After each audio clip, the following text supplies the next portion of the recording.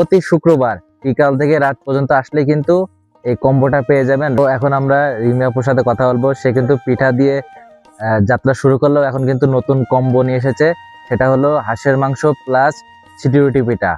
তো এমন পরিবর্তনের কারণটা কি একটু জানবো। তো আপু, আপনার এই নতুন চমক নিয়ে আসার কারণটা কি?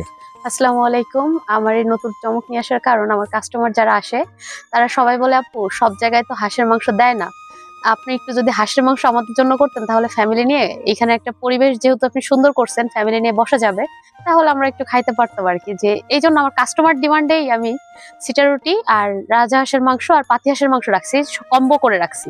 যে 3 পিস রাজহাঁসের মাংস, 3 পিস পাতি হাঁসের মাংস একটা করে, তার সাথে রসুন পাবে।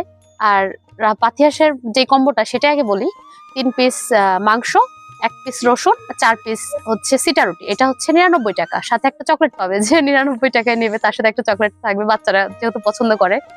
আর রাজহাঁসের মাংস 120 টাকা করে কম্বো থাকবে, 3 পিস সিটা রুটি, 3 পিস মাংস, একটা রসুন। তো আপু, আপনার এই স্পেশাল চমকটা সপ্তাহে প্রতিদিন না কোনো স্পেশাল ডেতে পাওয়া যাবে?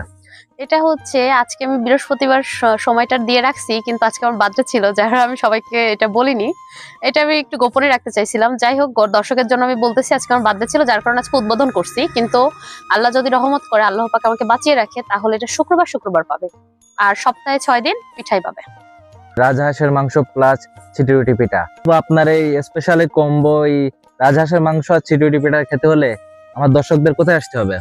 এটা হচ্ছে বাগাসটা ঘোষপাড়া, বকুল চেয়ারম্যানের বাড়ির পাশেই। আসলে এটা পেয়ে যাবেন আপনারা। রিমিয়াপুর পিঠাঘর একটা ব্যানার দেওয়া আছে, আপনারা নিজেরা আসলেও চেক করতে পারবেন।